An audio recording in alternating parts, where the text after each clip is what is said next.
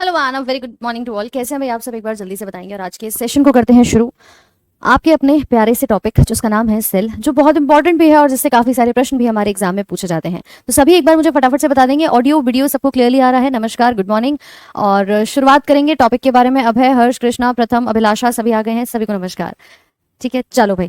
तो ये topic cell जो है जिसके बारे में आज हम बात करने वाले हैं, ये वो टॉपिक है जो जब आपने क्लास 9th या 10th स्टैंडर्ड में पढ़ा होगा ना, तो आपको लगता होगा कि नहीं मैम, बड़ा अजीब सा कॉम्प्लिकेटेड सा टॉपिक है, बड़ा टफ सा टॉपिक है ना। क्या है ये सेल, क्यों है इतने सारे इसके अंदर आपके अलग अलग कोशिकांग हैं, ये सब चीजें यहाँ पर क्या और क्यों देखी गई हैं। खैर, बहुत सिंपल सरल भाषा में आज के इस टॉपिक को हम शुरू करने वाले हैं। अब फिलहाल आपके सामने जो स्क्रीन पर दिखाई दे रहा है, इसी को हम कोशिका के नाम से जानते हैं, इसी को हम सेल के नाम से जानते हैं। और अगर मैं लिविंग थिंग्स की बात कर रही हूँ, यानी जीवित जीवों की बात कर रही हूँ, तो इसकी मूल इकाई क्या है? इसकी मूल इकाई एक कोशिका के नाम से यानी सेल के नाम से जानी जाती है। ठीक है, चलिए भाई, तो करें शुरू। गुड मॉर्निंग, सभी आ गए हैं, नमस्कार, ऑल ओके। ठीक है, तो ये है सेल जिसको आप कहते हैं कोशिका।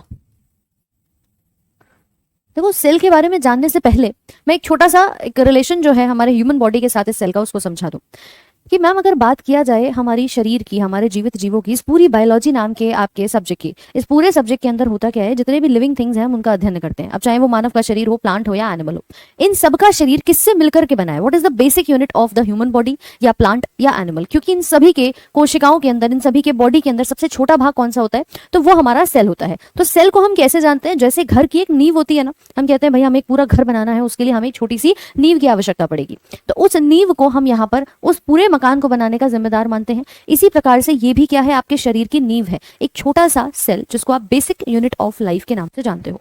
जिस प्रकार से अगर हम बात करते हैं कि हमारे पास एक छोटी सी ईंट है, इसी के जैसी बहुत सारी ईंटें आपस में मिलकर क्या बना सकती हैं? एक दीवार, एक इमारत को बना सकती हैं। इसी प्रकार से मान लीजिए अगर ये एक सेल है, तो एक सेल अपने बहुत सारे सेल से मिलकर के टिश्यू की उत्पत्ति कर सकता है, ऊतक की उत्पत्ति कर सकता है। और यही ऊतक फर्दर जब बहुत सारे आपस में मिल जाते हैं तो क्या बनाते हैं? ऑर्गन बनाते हैं, यानी हमारे शरीर के विभिन्न अंगों का निर्माण करते हैं।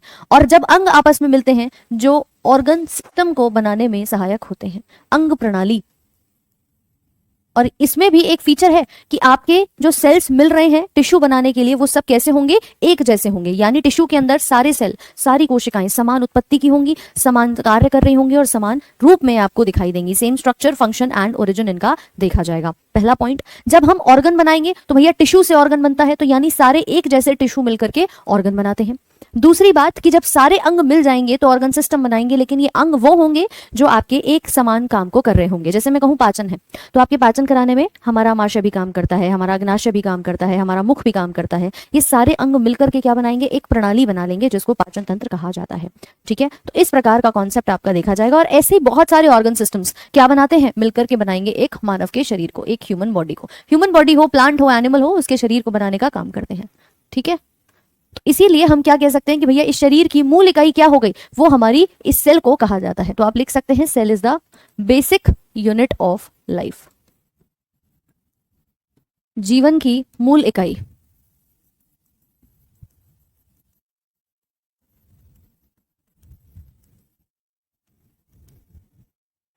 मूल इकाई है यानी बेसिक यूनिट है। फंडामेंटल यूनिट मैं इसको कह सकती हूँ। ठीक है, बेसिक यूनिट ऑफ लाइफ के अलावा आप लिख सकते हो फंडामेंटल यूनिट ऑफ लाइफ,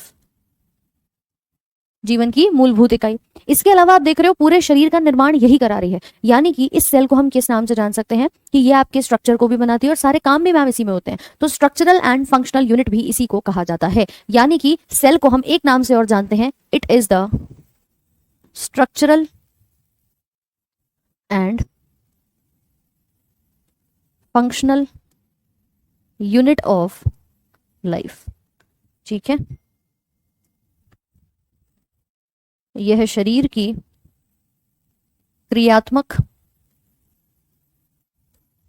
व संरचनात्मक इकाई है। नोट करिए इसको जल्दी से एक बार। अभिषेक शर्मा जी, डाउट के लिए आपका टेलीग्राम ग्रुप यहाँ पर अवेलेबल है, आप वहां पर अपना डाउट क्लियर कर सकते हैं, आप अपना डाउट पूछ भी सकते हैं। ठीक है, टेलीग्राम पर आप बता सकते हैं कोई भी आपकी समस्या है। बाकी किसी को कोई डाउट रहता है आप हमारे टेलीग्राम पर, ठीक है, इंस्टाग्राम पर आप कनेक्ट कर सकते हो, राधिका मैम साइंस के नाम से ही आपको मिल जाएगा। कोई भी आपकी प्रॉब्लम होगी वहां से भी आप कर सकते हैं।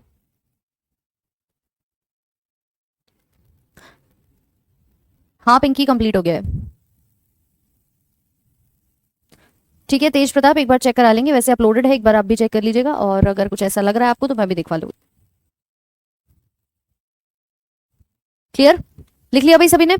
तो ये क्या है, जीवन की मूल इकाई हमारी कही जाती है। अब सुनो एक एक बात को ध्यान से, जो छोटे छोटे से कॉमन है ना मैम, ये तो आराम से कर भी लेंगे, टेलीग्राम इंस्टाग्राम पे पूछ लेना, राधिका मैम साइंस के नाम से है। आपके जो टेलीग्राम का लिंक है वो यहाँ पर भी आपके बैच में भी पिन कर दिया जाएगा, सो दैट कि आप वहां पर बात कर लेना, लेकिन पहले समझ लो। ठीक है, जिसके 11th 12th में बायो था बहुत अच्छी बात है, लेकिन जिसके नहीं था ना उसको ये कहानी थोड़ी कॉम्प्लिकेटेड लग सकती है, इसीलिए सिंपल सरल भाषा में मानते हैं। अब ये जो सेल है, सबसे पहली बार इसकी डिस्कवरी कब करी, किसने करी, और कहाँ करी, कैसे करी, इन सभी चीजों पर भी बात करेंगे। लेकिन जैसे मैंने कहा बायोलॉजी की लैंग्वेज में सबसे छोटा भाग क्या है, सेल है। बट अगर मैं एक सेल को देखूंगी ना, तो सेल के अंदर क्या उपस्थित होता है, तो देखो भाई, ये मान लो मेरे पास एक सेल है, तो सेल के अंदर इसका केंद्रक पाया जाता है, न्यूक्लियस। यहाँ एक लिक्विड भरा होगा, और इस लिक्विड के अंदर कुछ अंतःप्रद्वीय ऐसे जालिका लगी होगी, यहाँ कुछ छोटे छोटे से आपके राइबोसोम्स घूम रहे होंगे, कुछ आपके सूत्र कणिकाएं होंगे जो उपस्थित होंगे, कुछ हमारी चपटी सी झिल्लियां होंगी, मतलब बहुत सारे अलग अलग अंग भी आपको इस सेल के अंदर दिखाई देते हैं। तो अगर मैं थोड़ा सा केमिस्ट्री की लैंग्वेज में जाऊंगी ना, तो सेल से छोटा क्या है, सेल ऑर्गेनल है। ये कोशिका के अंग हैं, इनको क्या नाम देते हैं, सेल ऑर्गेनल कहा जाता है। यानी कि ये जो आपके अंदर के अंग कहे जा रहे हैं, इन सभी को हम सेल के ऑर्गेनली के नाम से जानते हैं, कोशिका अंग के नाम से यहाँ पर जानते हैं। और इससे भी छोटा बात करूं कि कोशिकांग से भी छोटा क्या है, कि भाई देखो सिंपली ये मेरे पास बाहर की तरफ ये सेल है, सेल के अंदर कोशिकांग है, ये भी किससे मिलकर बना होगा, तो मैम डेफिनेटली कुछ मॉलिक्यूल्स होंगे, और मॉलिक्यूल किससे बनते हैं, एटम से बनते हैं। यानी आपके कुछ अणु जो है वो यहाँ पर उपस्थित होंगे, और सबसे छोटा हो जाएगा आपका परमाणु। तो सबसे छोटा केमिस्ट्री किसको कहती है, एटम को, कि atom is an indivisible particle, atom क्या नहीं होता, डिवाइड नहीं होता। बायोलॉजी किसको कहती है, सेल को कहती है, कि भैया हमारी लैंग्वेज में तो देखो सेल क्या है, सबसे छोटा होता है। बोलिए बात समझ में आ रही है कि नहीं? तो इस प्रकार से, हाँ उदय कुमार कर सकते हैं, इस प्रकार से आपका जो सेल है वो यहाँ पर देखा जाता है। ये आप डायग्राम के अंदर देख सकते हो, कुछ इस तरह से इसका स्ट्रक्चर आपको यहाँ पर नजर आएगा। अब बात करें कि मैम ये जो कोशिका है, ये तो हम समझ गए कि चलो जीवन की मूल इकाई हमें नजर आ रही है, लेकिन सबसे पहली बार इस पूरी मूल इकाई की शुरुआत किसने करी थी? तो देखिए हमारे पास जिस वैज्ञानिक के बारे में हमें पढ़ना है उनका नाम है रॉबर्ट हुक। सबसे पहली बार किसने देखा, तो रॉबर्ट हुक नाम के एक वैज्ञानिक थे। सन था 1665 का। आवाज सबको आ रही है कि नहीं आ रही है? और जिसको लग रहा है रिकॉर्डेड क्लास है, जीवन पात्रा, कोई दिक्कत नहीं है बेटा, आपको पढ़ना है पढ़ सकते हैं, नहीं पढ़ना है तो आप बाद में भी इसको और रिकॉर्डेड फॉर्मेट में देख लेना है ना, अभी तो तुम्हें रिकॉर्डेड लग रहा है, हद करते हो यार, हद है। ऑडियो सबको क्लियर है कि नहीं, जल्दी से बताओ मुझे एक बार। ठीक है, तो ये जो शख्स है इनको हम कहेंगे रॉबर्ट हुक। रॉबर्ट हुक ने सबसे पहली बार 1665 में एक सेल की खोज करी थी। करते क्या थे मैम, ये पेड़ की जो छाल देख रहे हो ना आप, ये इसके ऊपर काम कर रहे थे, राइट? इसके ऊपर काम कर रहे थे, ऐसे लकड़ी के जो बॉटल के कैप होते हैं ना, इसको बनाने में ये अपना रोल प्ले यहाँ पर करते थे, मतलब ये पेड़ की छाल से इन बॉटल के कैप को बनाते थे। तो हुआ क्या कि जब ये इसको कर रहे थे यहाँ पर पेड़ की छाल को निकाल रहे थे, तो ऐसे इनके मन में आया कि चलो यार एक बार देखता हूँ इसको माइक्रोस्कोप की मदद से कि आखिर इसके अंदर क्या चीज उपस्थित है। तो सबसे पहली बार उस समय पर वो माइक्रोस्कोप नहीं हुआ करता था, 1665 की बात है, जो हम आज यूज करते हैं। ठीक है, इनका अपना एक जुगाड़ से बनाया हुआ माइक्रोस्कोप था। इन्होंने उसके अंदर ले जा करके, ये इनका माइक्रोस्कोप है, इसके अंदर इन्होंने इस पेड़ की छाल को रखा, और रखा तो इन्हें क्या दिखाई दिया, इनको दिखाई दिए कुछ ऐसे बंद खोखले से कमरे। ये क्या है, ये ऐसे खाली खाली खोखले से कमरे नहीं दिख रहे, बेंजीन के स्ट्रक्चर जैसे नजर आते हैं, मतलब सिंपली हमारे पास क्या है, खोखले स्पेस यहाँ पर इनको सबसे पहली बार दिखाई दिए थे। तो इन्होंने बोला कि भैया देखो ये जो मुझे दिख रहा है ना, इसमें कुछ चलता फिरता जीवित तो मुझे नजर नहीं आ रहा। तो इन्होंने एक डेड सेल की खोज करी थी। इन्होंने कहा ये बंद खोखले कमरे हैं, और इनको मैं सेल्यूला के नाम से यहाँ पर जान सकता हूँ। इन्होंने जो नाम दिया था इनको, वो लैटिन भाषा के शब्द सेल्यूला के नाम से रिप्रेजेंट किया था, और उस सेल्यूला का ही मतलब होता है सेल, जब हम इंग्लिश लैंग्वेज में बात करते हैं। तो ये 1665 में पहली बार पेड़ की छाल से क्या मिला, एक डेड कॉर्क सेल आपको यहाँ पर मिला, बट हाँ सेल था, और पहला सेल था जिसकी उत्पत्ति यहाँ पर हुई थी। तो ये है भैया रॉबर्ट हुक, इनके बारे में जरा कुछ बातें लिख लेंगे। Cell was first discovered by Robert Hooke in 1665. It was a dead cell found in the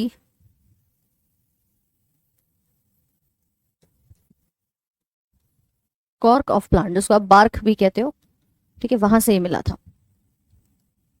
कोशिका की खोज पहली बार 1665 में रॉबर्ट हुक द्वारा हुई। यह एक मृत कोशिका थी जो पेड़ की छाल से प्राप्त हुई थी।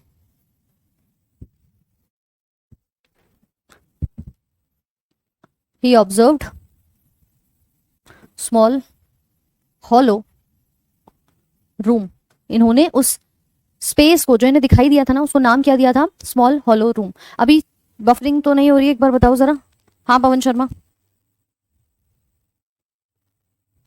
अभी बफरिंग तो नहीं हो रही है? अटक तो नहीं रहा है वीडियो? चलो, आई होप ऑल गुड। सो इन्हें मिले थे इस छोटे खोखले से कमरे, ठीक है, जिसको इन्होंने नाम दिया था सेल का, विच ही कॉल्ड सेल्यूला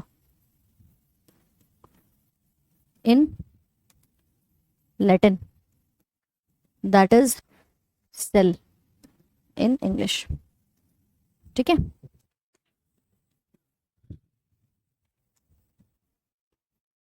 यह है बंद खोखले कमरे नजर आए, जिसे लैटिन भाषा में क्या नाम दिया गया? सेल्यूला।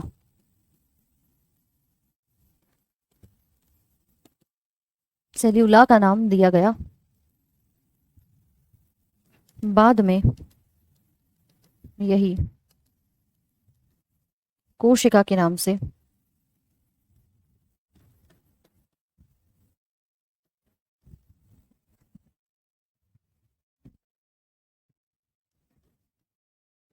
नोट करिए भाई, ये बंद खोखले कमरे दिखाई दिए थे बेटा, डेड सेल थे, क्योंकि इनके अंदर कोई ऐसा आपको लिविंग फीचर दिखाई नहीं दे रहा था। ठीक है नीलम, ये डेड थे।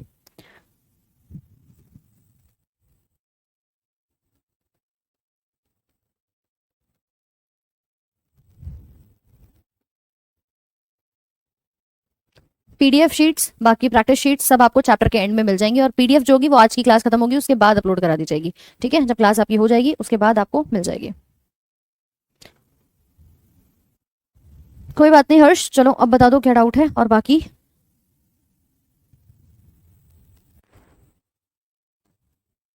जो भी आज नए स्टूडेंट्स जुड़े हैं उन्हें मैं बता दूं कि आज आप जो टॉपिक शुरू हुआ है सेल का, यहां से शुरू कर सकते हैं। ठीक है,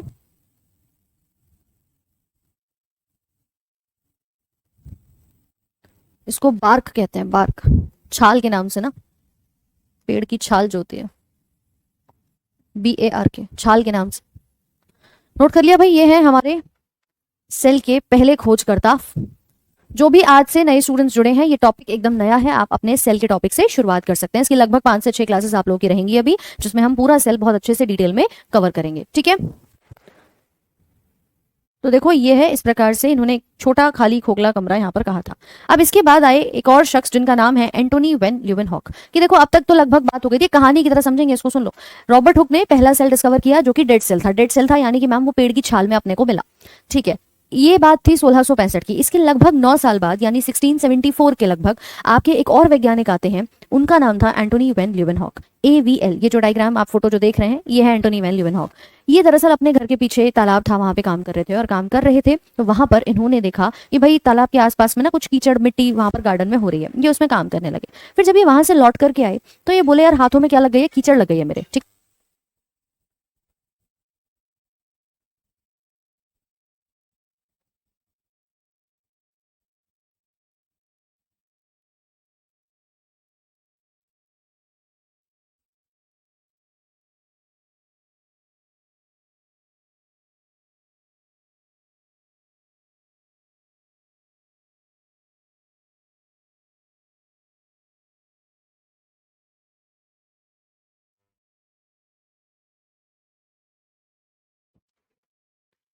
ठीक है, तो जब ये काम कर रहे थे, अभी आवाज आ रही है सबको?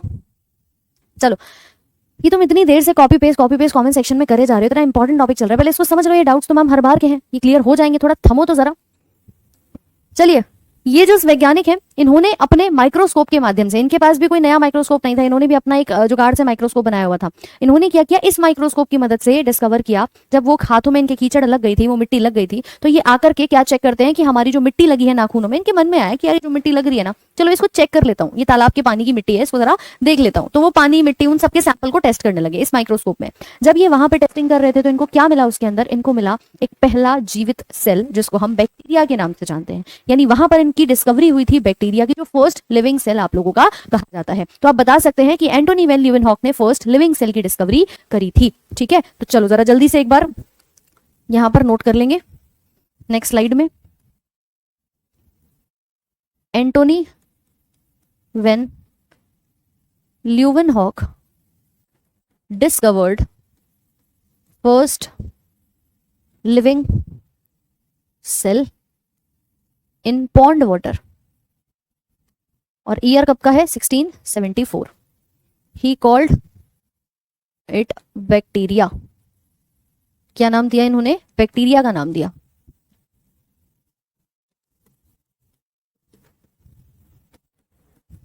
एंटनी वैन ल्यूवेनहॉक ने तालाब के पानी में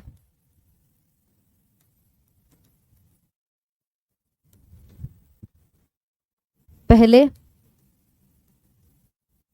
जीवित कोशिका की खोज की।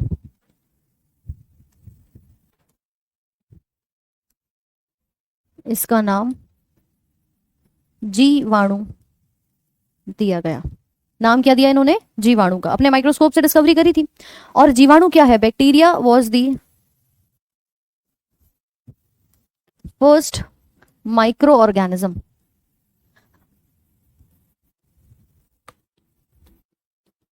जीवाणु पहला सूक्ष्म जीव है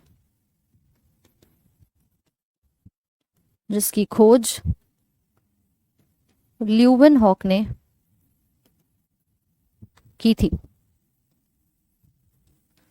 इन्हें पहले सूक्ष्म जीव विज्ञानी के नाम से भी जाना जाता है।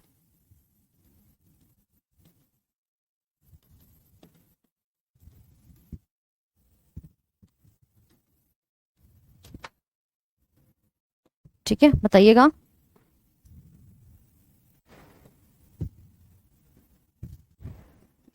ही is called as first microbiologist या फिर फादर ऑफ माइक्रोबायोलॉजी। हुआ क्या था कि एंटनी वैन ल्यूवेनहॉक ने, आवाज आ रही है भाई सब?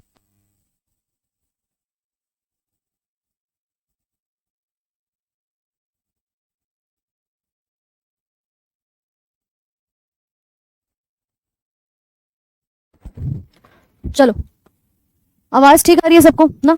तो हुआ क्या था कि जब इन्होंने इस बैक्टीरिया की खोज करी, तो बैक्टीरिया अब आपको खुली आंखों से तो दिख नहीं सकता। कभी ऐसा हुआ है कि खुली आंखों से देख पा रहे हो बैक्टीरिया क्या है, वायरस क्या है? कभी दिखाई देता है? नहीं दिखता ना मैम, क्योंकि ये आपको किसी भी प्रकार से नहीं नजर आता खुली आंखों से। ये सूक्ष्म जीव है। सूक्ष्म का मतलब क्या है, जिसको आप सूक्ष्मदर्शी माइक्रोस्कोप की मदद से देख सकते हो। तो इसीलिए बैक्टीरिया को हमने क्या नाम दिया था, पहला माइक्रो ऑर्गेनिज्म। माइक्रो मतलब सूक्ष्म, ऑर्गेनिज्म मतलब जीव, यानी ये क्या है, ये पहला माइक्रो ऑर्गेनिज्म है। और इसी के साथ अगर हम बात करें तो इनको पहले सूक्ष्म जीव विज्ञानी, क्योंकि इन्होंने डिस्कवरी करी थी, तो इस शाखा के जनक के नाम से भी इनको जाना जाता है। फर्स्ट माइक्रोबायोलॉजिस्ट या फादर ऑफ माइक्रोबायोलॉजी के नाम से भी इनको जाना जाता है। बोलो भाई, बात समझ में आ रही है कि नहीं? सेल का जो नाम था वो रॉबर्ट हुक ने दिया था। एंटनी वैन ल्यूवेनहॉक ने पहले लिविंग सेल की खोज करी थी, 1674 में यहां पर करी थी। तो लिख लीजिए।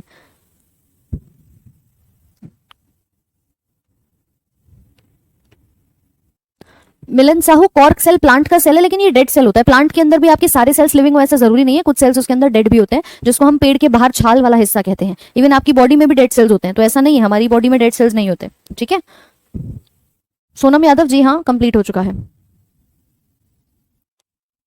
चलिए, लिख लिया सभी ने? एंटोनी वैन ल्यूवेनहॉक ने फर्स्ट लिविंग सेल की खोज करी थी। तो देखो, पहला डेड सेल डिस्कवर हो गया, फिर उसके बाद आपका पहला लिविंग सेल भी आपका यहाँ पर डिस्कवर हो गया। दोनों हमने इनकी खोज जो है वो देख ली। इसके बाद फिर से दो साइंटिस्ट आए थे जिन्होंने दी थी सेल थ्योरी।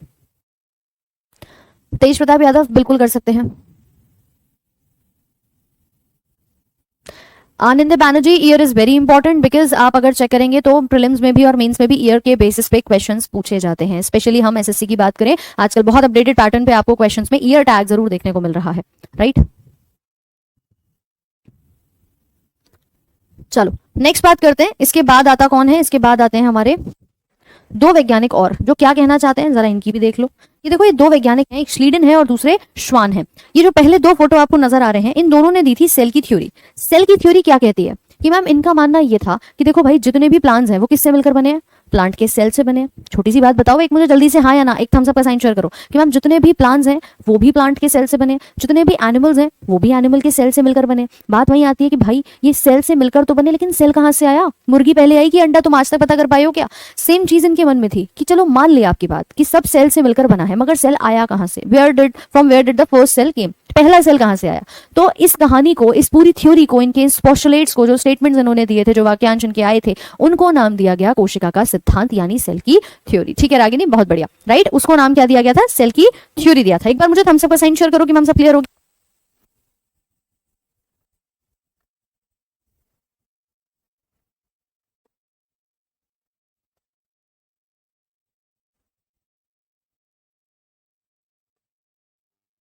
चलो नोट करते हैं इसी चीज को।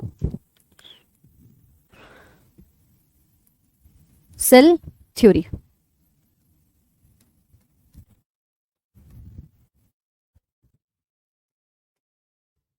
Bye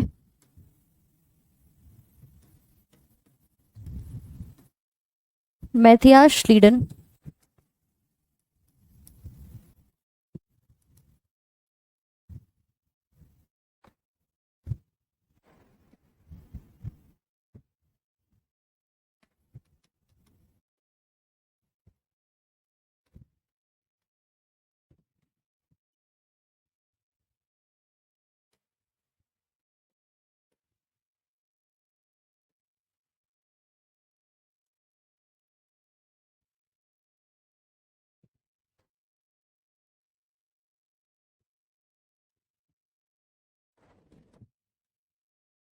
all plants are made of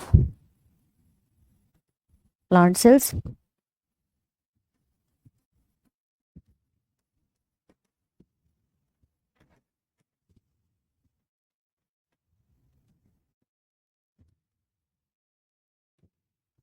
and all animals are made of animal cells, यानी सभी जंतु कोशिकाओं से बने होते हैं। नोट करो भाई इसे फटाफट से। ये है आपकी सेल थ्योरी। ठीक है, आवाज आ रही है ना? नोट करो इसे जल्दी से।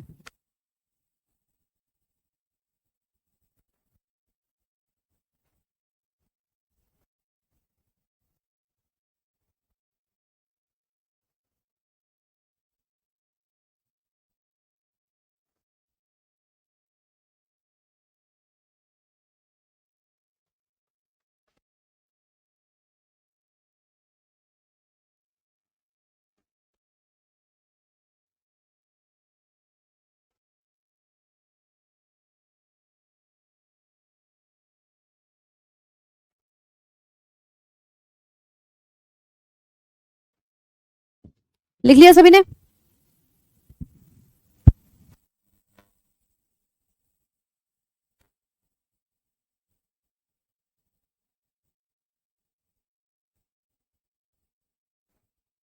क्लियर? लिख लिया सभी ने? बैक्टीरियल सेल पारुल जो डिस्कवर हुआ था 1674 की बात है। फर्स्ट लाइन में लिखा है सेल की थ्योरी, इसे कहते हैं मैथियास श्लीडन, और दूसरा नाम है थियोडोर श्वान का। ठीक है, इसका आप चाहो तो लिख सकते हो यहाँ पर मैथियास नाम है इनका, THIAS। ठीक है, श्लीडन और श्वान, इन दोनों ने मिलकर के काम किया, सेल की थ्योरी इन्होंने दी थी। और जब इन्होंने सेल की थ्योरी दे दी, उसके बाद एक वैज्ञानिक और आए थे जिनका नाम था रुडोल्फ फर्को। उन्होंने कहा कि भाई मेरे सुनो, तुम प्लांट और एनिमल के सेल में इतना कंफ्यूज हो, लेकिन अगर आपसे प्रश्न आता है कि भाई किसने खोज करी, वो तो ठीक है।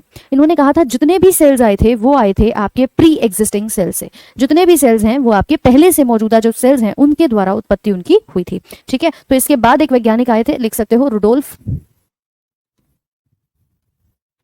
1855 में।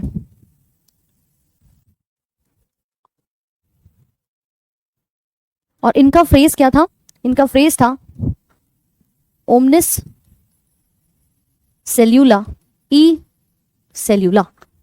इसका मतलब था all cells arise from pre existing cells, यानी सभी कोशिका पहले से उपस्थित कोशिका से बनती है। अब बनती तो है, लेकिन किस प्रोसेस से बनती है? तो इन्होंने कहा था सेल डिवीजन से बनती है, यानी कोशिका के विभाजन से बनती है। तो लिख लेना बाय सेल डिवीजन, कोशिका विभाजन से। 1 से 2, 2 से 4 और इस प्रकार से उत्पत्ति इनकी देखी जाती है, कोशिका विभाजन से। नोट करिए इसे, लिख लो फटाफट से।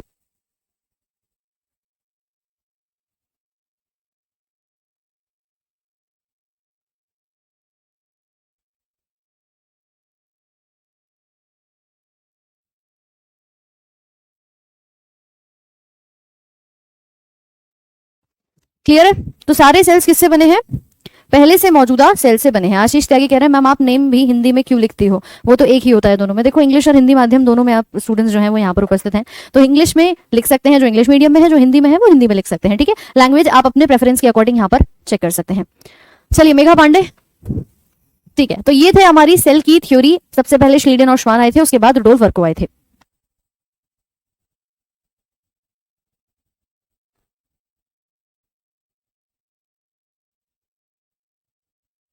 चलो इसके बाद बात करेंगे। देखिए सेल की आपने इतनी कहानी समझ ही ली है, और इसमें जो सेल डिवीजन होता है ना, वो ये हमारे पास मान लो एक सेल है, ये 1 से 2 में टूटा, 2 से 4, 4 से 8, ऐसे कंटिन्यूअसली कोशिकाओं में विभाजन आपका चलता रहता है। ये प्री एग्जिस्टिंग मतलब वही कहानी है कि मैम पहले से मौजूद था, मुर्गी आई कि अंडा ये नहीं पता, लेकिन पहले कुछ तो था। तो इस प्रकार से जो कोशिका है वो आपका यहाँ पर देखा उपस्थित जो है वो आपकी देखी जाती है। अब देखिए इसके बाद हमने सेल्स को भी कितने भागों में बांटा है? 2 भागों में बांटा है। कुछ होते हैं हमारे वो जो कहलाते हैं यूनिसेल्युलर, हम कोशिका की बात करें या जीवों की बात करें, कई सारे जीव ऐसे होते हैं जिनके अंदर बॉडी में सिर्फ और सिर्फ एक सेल मौजूद होता है, जिसको आप नाम क्या देते हो? यूनिसेल्युलर नाम देते हो, यानी एक कोशिका वाले। और कुछ ऐसे होते हैं जिनकी बॉडी में बहुत सारे सेल्स होते हैं। तो 2 प्रकार के आपके जीव जो हैं वो विभाजित होते हैं, पहला एकल कोशिकीय, दूसरा बहुकोशिकीय, यानी एक यूनिसेल्युलर और दूसरा मल्टीसेल्युलर। अब यूनिसेल्युलर और मल्टीसेल्युलर इस डिविजन को फटाफट से नोट करेंगे। ऑर्गेनिजम्स आर डिवाइडेड एज, जीव विभाजित होते हैं, पहला लिखिए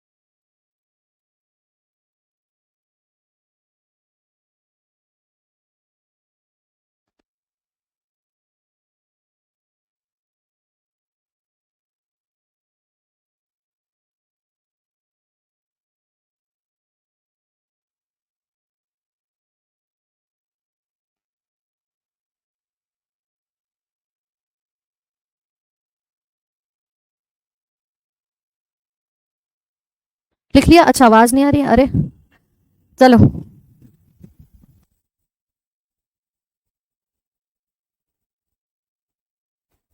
अभी आवाज आ रही है सबको? चलो चलो चलो, अभी ऑल गुड ना? एक बार नोट करेंगे, एक होता है यूनिसेलुलर और एक होता है मल्टीसेलुलर। देखो, यूनी मतलब एक कोशिका से बने हुए, यानी जिनमें अंदर सिर्फ एक ही सेल होता है, और मल्टी मतलब बहुत सारे सेल से बने हुए हैं, ठीक है। साथ में अगर हम बात करेंगे, यूनिसेलुलर में काम विभाजित नहीं होता मैम, एक ही सेल है, क्या काम डिवाइड करूंगा, एक ही सेल को सारे काम करने होते हैं, चाहे खाना पचाना हो, चाहे एक्सक्रीशन करना हो, चाहे रेस्पिरेशन करना हो, जो भी होगा वो एक ही सेल के माध्यम से होता है। और अगर मल्टी सेलुलर है मतलब बहुत सारे सेल्स हैं, तो बहुत सारे सेल्स अलग अलग सारे अपना अपना काम करते हैं। जैसे हम आप ही की बात करें, मान लीजिए कि आप कभी बाहर रहते हैं, अकेले रहते हैं, तो आप क्या करेंगे कि भाई सारा काम खुद ही संभालेंगे, ठीक है। आप ही के ऊपर सारी जिम्मेदारी है, खाना भी बनाना है, बाहर का भी काम संभालना है, आपको पढ़ाई भी करनी है, सारे काम खुद को करने हैं। लेकिन जब आप घर चले जाते हो तो आप काम को डिवाइड कर देते हो कि पापा ने बाहर का काम कर दिया, मम्मी ने घर का काम कर दिया, आपने पढ़ाई कर ली। तो सेम चीज हमारे मल्टी सेल्युलर ऑर्गेनिजम्स में होती है, जिसके लिए हमने एक लाइन लिखी है, लेबर, यानी काम, कार्य को हमने क्या किया है, इसमें विभाजित किया है, डिविजन ऑफ लेबर प्रेजेंट है और यहाँ पर नहीं है। ये एग्जाम्पल्स इनके देखे जाते हैं। हर ऑर्गेनिज्म का साइज तुषार अलग अलग होता है, सेम सभी का नहीं होता। सबसे छोटे और सबसे बड़े हर प्रकार के सेल आपको दिख जाएंगे। अभी साउंड आ रहा है, इसको नोट कर लो एक बार फटाफट से, ठीक है।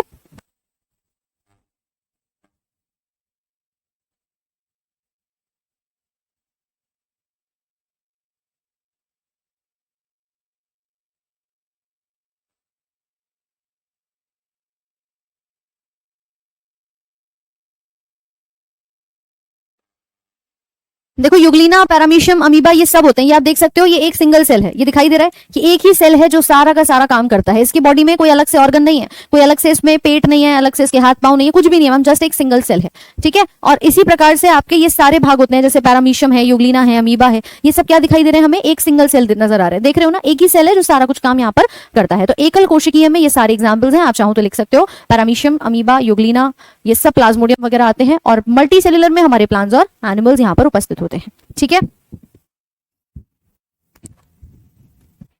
नोट कर लिया सभी ने? एक भेजो थम्स अप का साइन फटाफट से।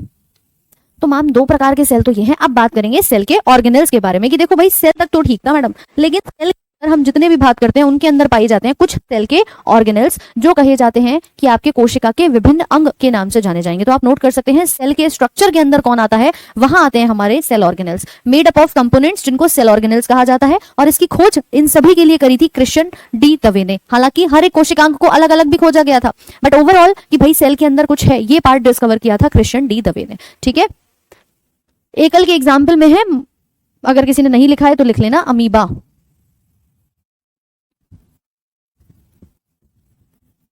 पैरामीशियम। एकल के एग्जाम्पल में आप लिख सकते हो ये, ठीक है। और युगलीना, ठीक है भाई। चलो लिखो फटाफट से सेल का स्ट्रक्चर। यहां तक किसी के मन में कोई डाउट, डेड सेल कैसे बना, लिविंग सेल कैसे बना, और लिविंग के बाद सेल की थ्योरी क्या हुई, एंड देन हमने बात की सिंगल यानी यूनिसेलुलर एंड मल्टीसेलुलर सेल के बारे में। चलो बहुत बढ़िया Anjali.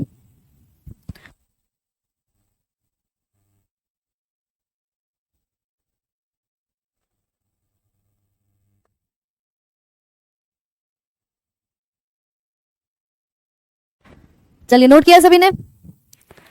शिवकेश Goswami, definitely there are two types of cells, जो कि आप प्रोकैरियोटिक और यूकैरियोटिक पढ़ोगे, उसको हम कंटिन्यू करेंगे आपके कल वाले टॉपिक में। यानी अभी आज आपको यहां तक पार्ट जो है वो कवर करना है। इसके आगे, क्योंकि देखिए आज आपका बेसिक हमने पार्ट पढ़ाया है, इसके बाद कल पढ़ेंगे प्रोकैरियोटिक क्या होता है, यूकैरियोटिक क्या होता है, और साथ में इन दोनों के बीच में अंतर किस प्रकार से हम देख सकते हैं। और फिर शुरुआत करेंगे आपके कोशिका के अंगों के बारे में, यानी सेल ऑर्गेनल्स के बारे में, कि देखो अगर मैं ये सेल पूरा का पूरा देखूं ना, तो इस पूरे सेल के अंदर ये जितने भी भाग आपको दिख रहे हैं, दीज आर सेल ऑर्गेनल्स। कोशिका के विभिन्न अंग, ये घर की तरह काम करता है, जिसमें एक मुखिया भी होगा, एक खाना बनाने वाले भी होंगे, पैकेट बनाने वाले भी होंगे, मतलब सारा काम जो है वो प्रॉपर्ली हम आपको इस प्रकार से बताएंगे कि जैसे मान लीजिए घर के अंदर ये काम जो है वो चल रहा है, ठीक है। चलो, जिसको 10th का याद आ रहा है बहुत बढ़िया। राहुल सभी के ईयर्स आपको लिखवाए हैं, और आगे अब एक एक करके हम बात करेंगे कि किन किन के अलग अलग ईयर्स जो हैं वो कौन से देखे जाते हैं। आज आप लोग का ये सेल का पहला क्लास है, जल्दी से आप लोग क्या करेंगे, इसका पीडीएफ मिल जाएगा, अपने नोट्स भी बनाएंगे और साथ में इसका रिविजन भी कर लेंगे। आज के सेशन को यहीं तक, ठीक है, यहीं तक रखेंगे। मिलते हैं आपसे कल सुबह, और क्लास की टाइमिंग सेम है, डेली सुबह 9 बजे की, ठीक। टिल देन आई होप कि यहां तक की सभी चीजें आप लोगों को क्लियर हो गई हो, एंड रिविजन यूं ही करते रहिएगा। Thank you so much.